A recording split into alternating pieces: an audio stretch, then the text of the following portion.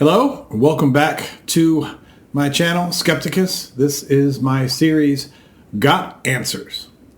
GotAnswers is a series that specifically addresses the Christian apologetics answers or questions that we see posed and their answers that are on the site gotquestions.org.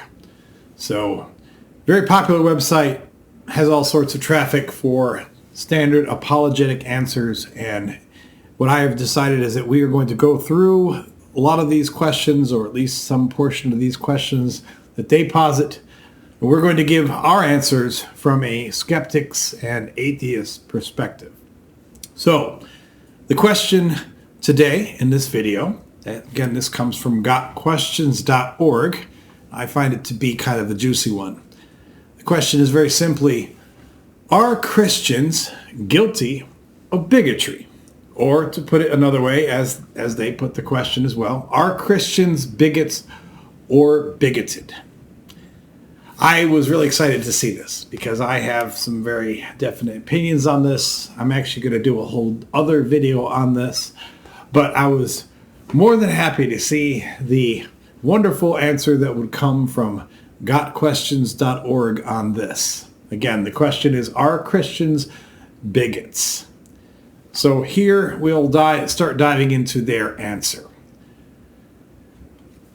Attitudes like intolerance, prejudice, and hatred of other people are commonly mentioned in dictionary definitions of bigotry.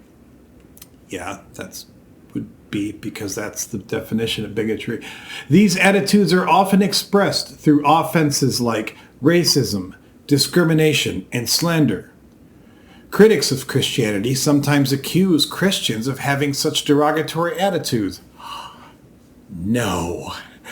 However, the gospel of Jesus Christ demonstrates that although individual Christians may fall short of the moral standards they champion, Christianity itself isn't bigoted. The gospel emphasizes the equality of all people regarding sin and salvation and basic human worth.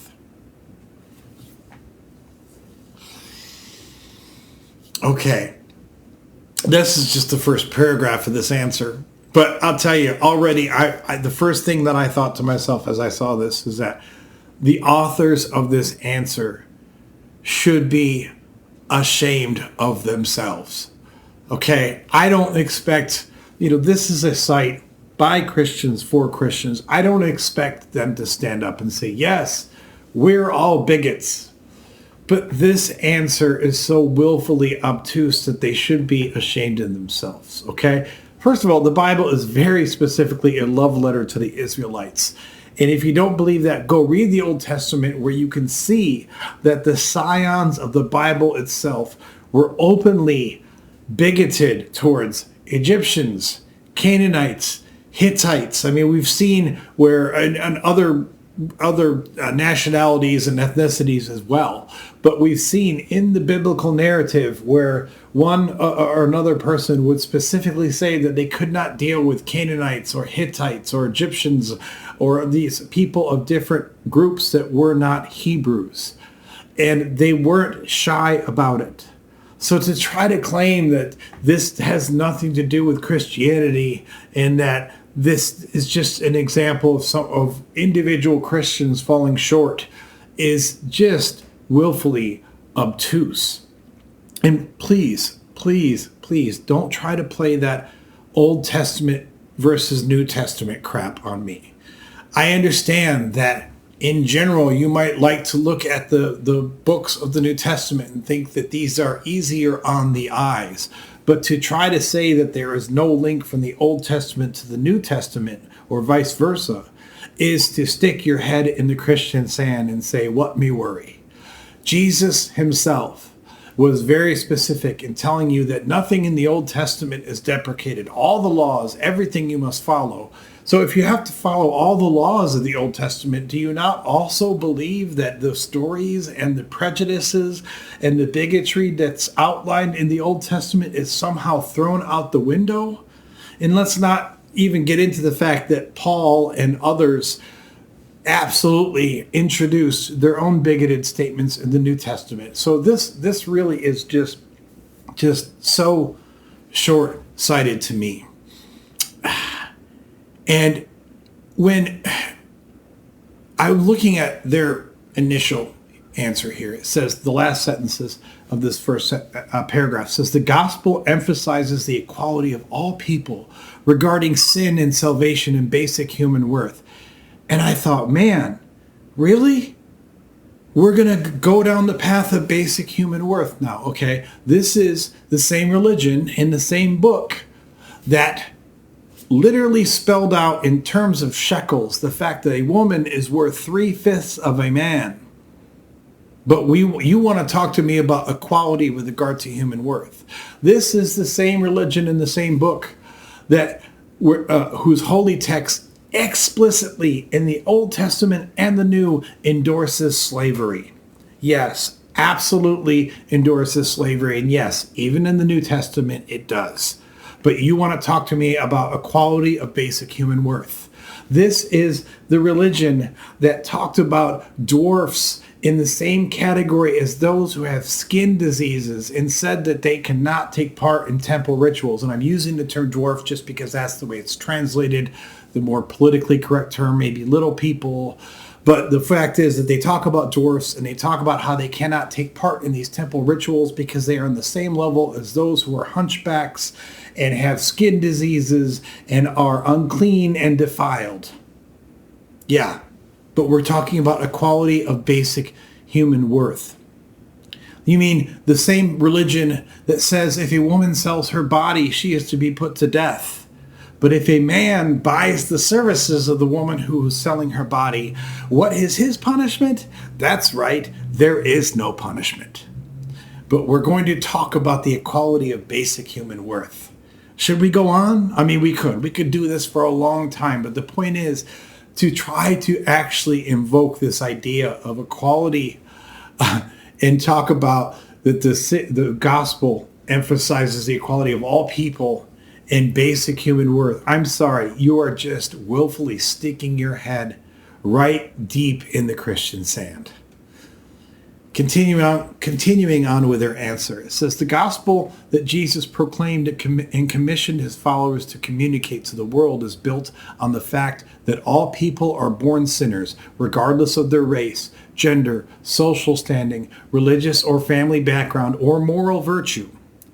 The Bible's teaching about the sinfulness of all people implies that no class of people is inherently superior to another.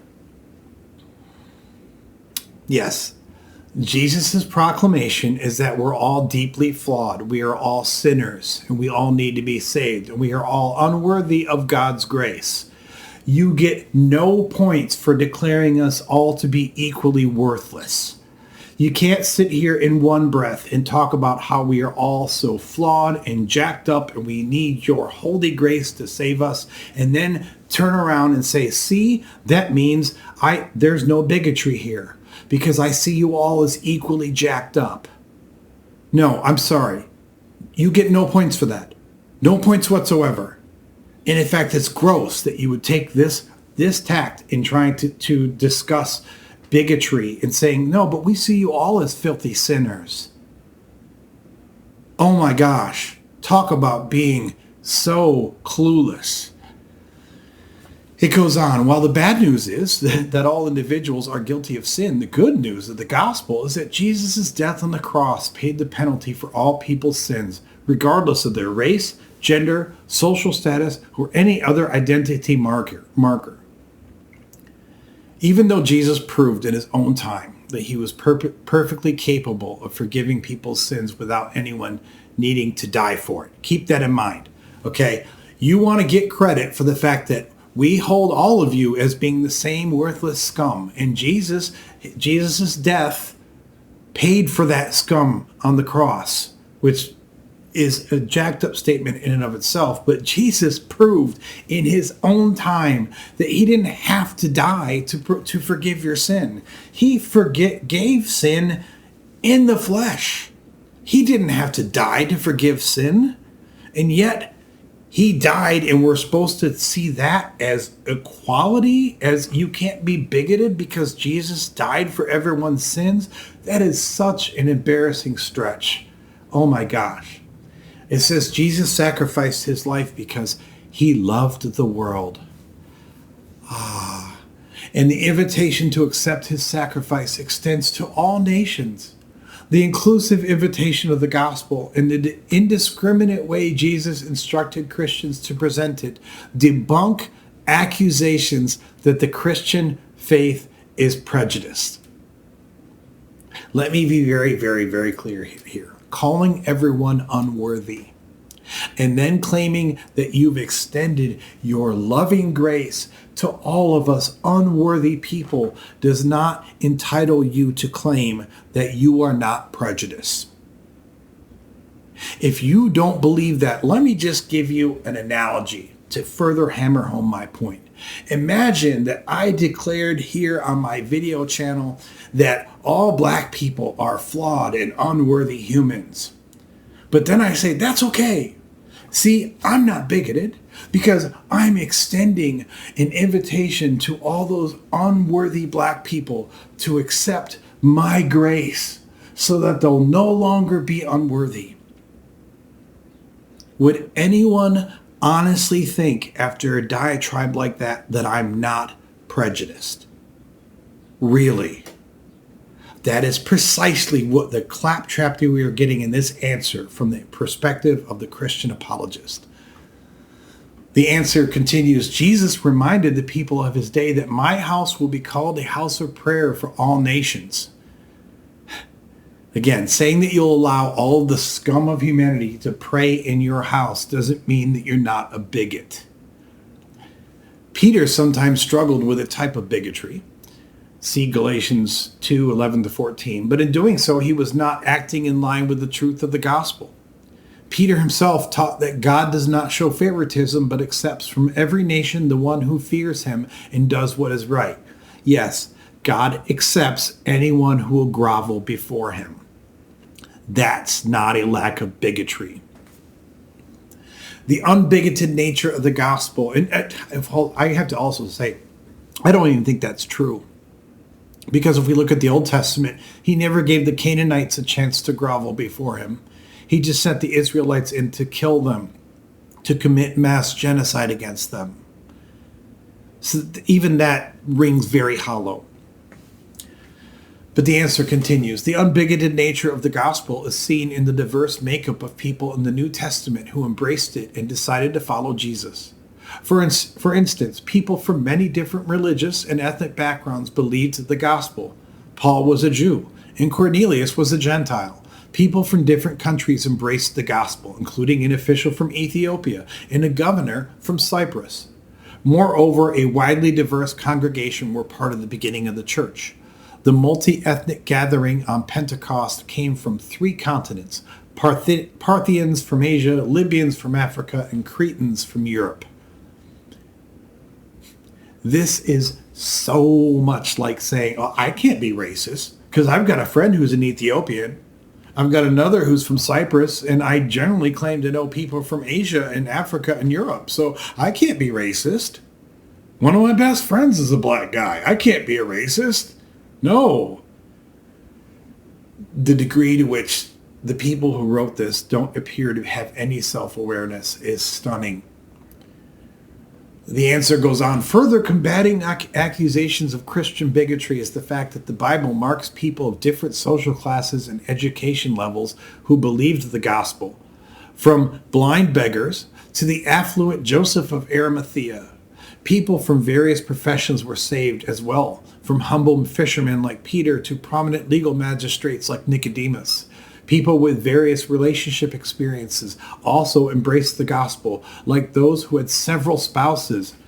I can't believe they would call that out because the Bible is full of polygamy. But now they're calling this out. It's like the people who had several spouses, those guilty of adultery, and those who experienced same-sex attraction.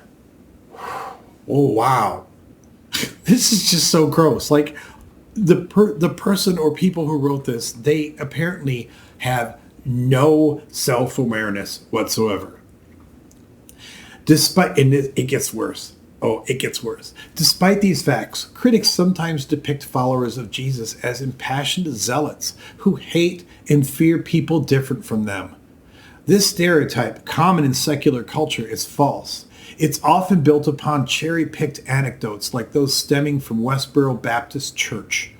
Typecasting all Christians in this manner exposes the ignorance of mockers and scoffers, as most believers find such behavior repulsive and inaccurately represents Jesus and the gospel message. First, for a Christian to be bringing up Westboro Baptist Church as an example of why they are not bigoted, this is the same as trying to reach back to the Nazi regime for modern Christians. In other words, you can always feel good about yourselves as long as you can point to Westboro Baptist Church and say, see, we're nothing like those guys. Just like any racist group could sit there and say, see, we're not Nazis. We're not marching Jews off to death camps. See, like this example, and they're not even done with the Westboro example, but this example is so extreme as to actually drain the answer of any credibility that it had left.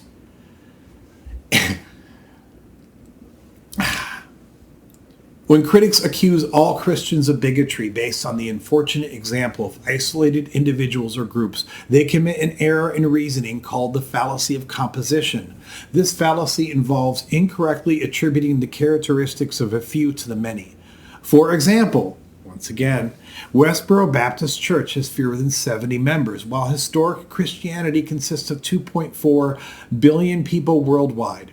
Moreover, the 51 million member World Baptist Alliance and the 13 million member Southern Baptist Convention, the largest Protestant group in the United States, have condemned the tactics of Westboro Baptist Church. No.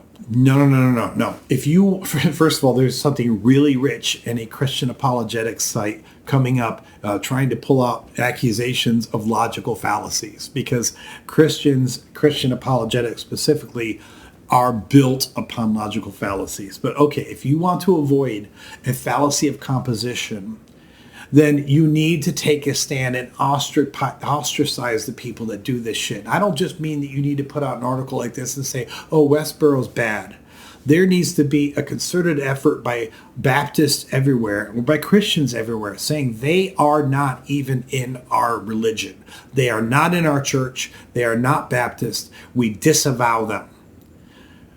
They are creating a straw man out of the Westboro Baptist Church so that they can then sit there and beat it up and say, see, we're not like Westboro. But notice, nowhere in this response does it ever state that the Westboro members are not Christians. They're just saying, well, there's just a small outlier. They're not like the rest of us. If you want me to believe that, then I want to hear you actually condemn these people. I want to hear you say that these assholes are not even Christians by any logical definition. I want to hear everything in your edicts at your church that says why you are the exact opposite of these people. Because otherwise, I don't want to hear this crap where you're trying to hold them off as a straw man and say, see, we're not like them. And when was there ever any significant public condemnation of Westboro by other churches?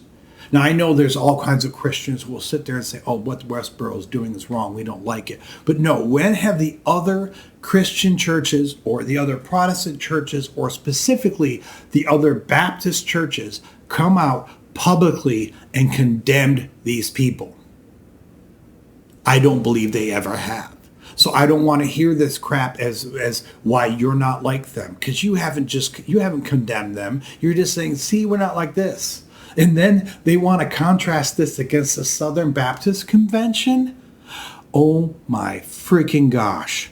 You got to be kidding me. I mean, I'm not trying to say that the Southern Baptist Convention is a one-to-one equality with Westboro Baptist Church, but the Southern Baptist Convention has no business trying to hold up their creds for anti-bigotry. Not at all. Back to their answer here. Sadly, individual Christians have been guilty of bigotry at times. No.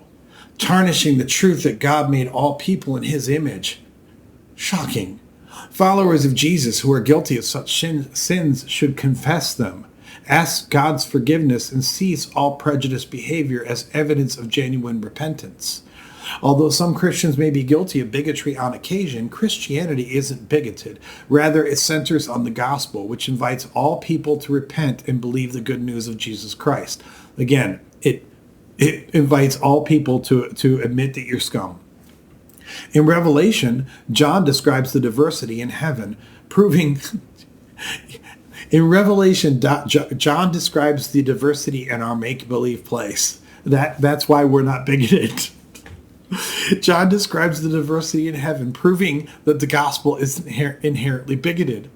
After this I looked, and behold, a great multitude that no one could number, from every nation, from all tribes and peoples and languages, standing before the throne and before the Lamb, clothed in white robes with palm branches in their hands. Yes, in your made-up book about your made-up heaven place, you described this generic scenario where everybody was there. Congratulations, you couldn't possibly be bigoted. I'm going to do another longer video about a standalone video about this at another time, but the deeper issue here is that all Christianity and all monotheistic traditions are inherently bigoted. That may sound harsh. Why do I say that? Because to be monotheistic means that you are starting from a central premise that we, whoever your tribe is, we are absolutely unquestionably right, and everyone else is wrong. Evangelicals take it one step further by feeling the need to tell everyone that you're wrong. But that is the heart of monotheism. It's the idea that we, our little group, however I'm defining, we have it right and all the rest of y'all MFers are wrong. Wrong. And if that doesn't lead to bigoted viewpoints, then I think you need to look again at what caused the bigotry in any community. So this has been fun, hearing the apologist claptrap of why Christians aren't bigots. Once again, this has been Got Answers, and we will be going through more questions and answers from the wonderful Christian apologetics site of Got Questions. Thank you for joining us. Hope to see you again soon.